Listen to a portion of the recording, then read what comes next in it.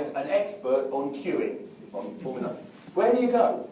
Well, I'd been on holiday the year before to this place, Disney, in Orlando, in Florida.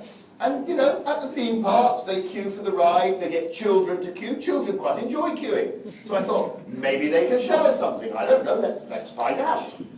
So I asked them to join us. And they came along, and they spent a morning at Heathrow Airport watching what we do. And I went to find them at lunchtime. And by this time, they'd had enough. They were in a dark room with damp cloths on their head, from the mess they had seen. But I said to them, I said, look, you guys have crowds just like us. You find a way of managing it. What do you think we can learn from you?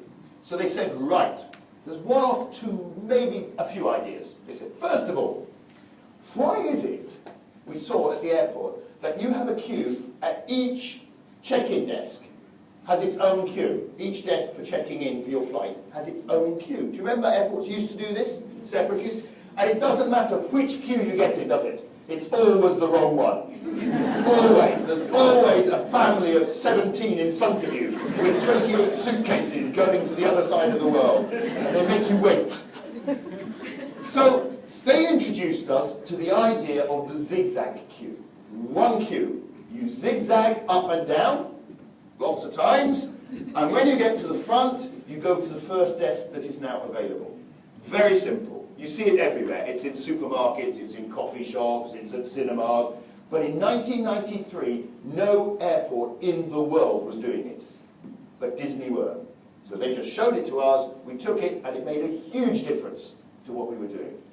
Just simply steal the idea from somebody else.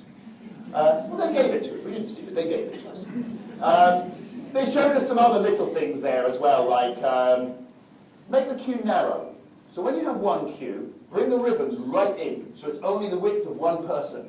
We said, why is that? Is that to stop those French people going faster? They said, no, it's not. I like the French really, honestly. They said, if it's 3 people wide, it goes very slowly, like this, yeah? If it's 1 person wide, it keeps moving. And what is going on in your head? This queue is moving. So even though you're still for the same amount of time in the queue, in your head, it's moving, so complaints go down. Very simple thing. Very simple. Another simple thing they showed us, if it's going to be 25 minutes to wait, you know it's 25 minutes from here to the desk, tell everybody it's going to be 30 minutes. Then when they get to the front, they're really happy. They've beaten the system. They said it was going to be 30 minutes, but I've done it in 25. I'm obviously the best person at queuing in the whole airport. Look at me, I'm really good at it. So, simple stuff. So, that's why I worked with the principle, and I became completely converted to this idea that we need to start looking outside if we really want breakthroughs, if we really want transformation. And that's really what I'm going to talk about today. So why do I think it's relevant to you?